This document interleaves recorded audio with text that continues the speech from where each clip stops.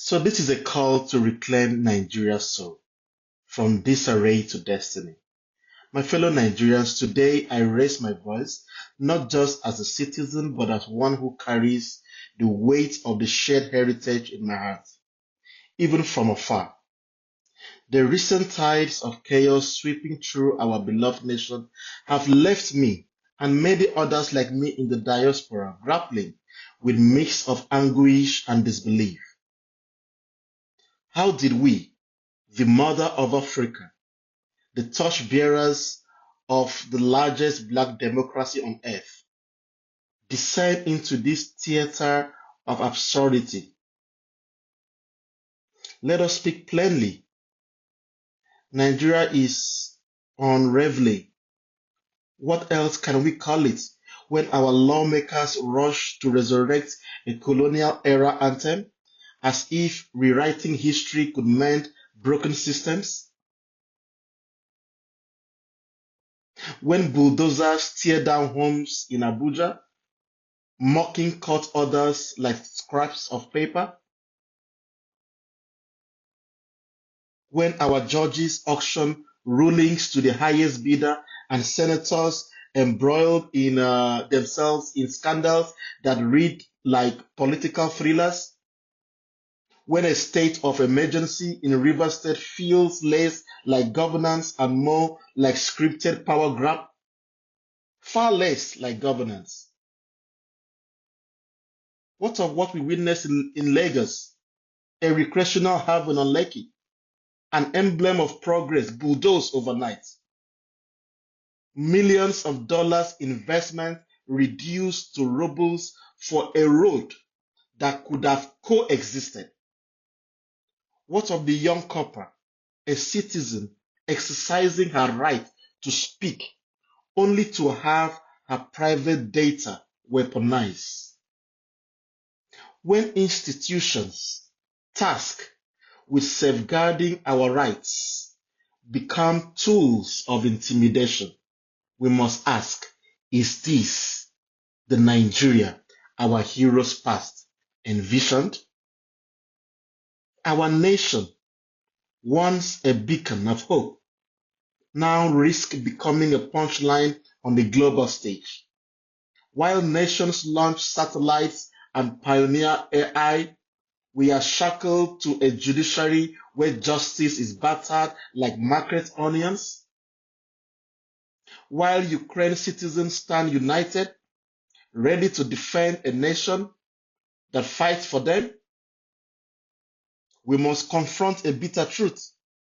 Will Nigerians today rise for a country that has weaponized poverty, stifled education, and sold their future to the highest bidder?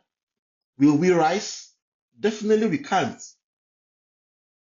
Our leaders speak of investors' confidence, yet ignore the rot beneath their faith.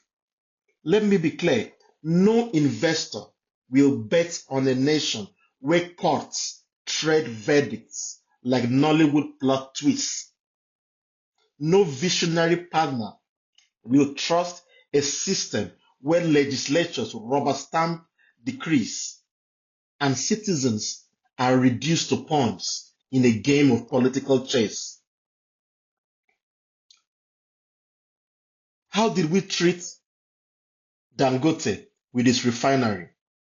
Once the NNPC described the Dangote fuel as being a bad product, yet they could not point to the laboratory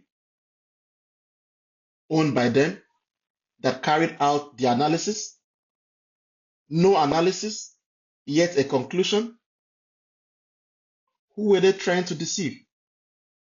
What is the situation today? Have they reversed themselves?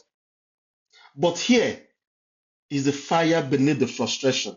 Nigeria can rise. It begins with radical transparency. Let our electoral process be a fortress, not a facade.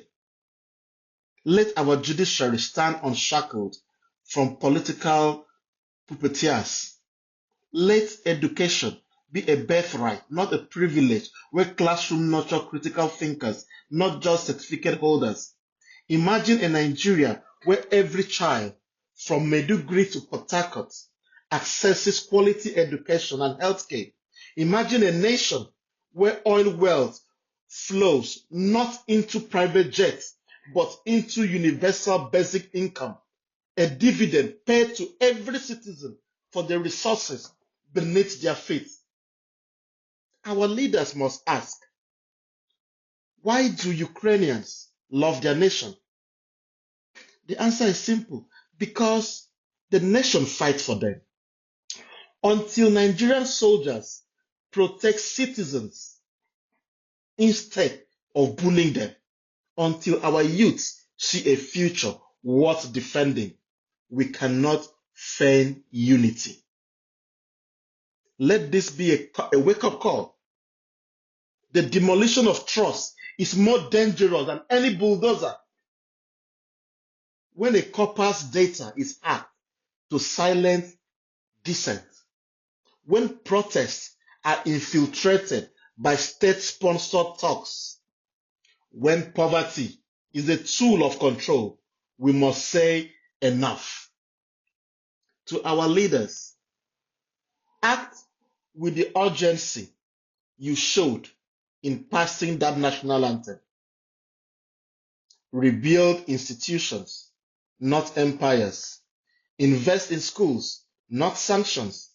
Heed the voice of elders like former President Jonathan, Bode George, Atiku, not as political rivals, but as patriots sounding the alarm. Rethink about the state of emergency in Port Harcourt. Nigeria is not Jaga Jaga.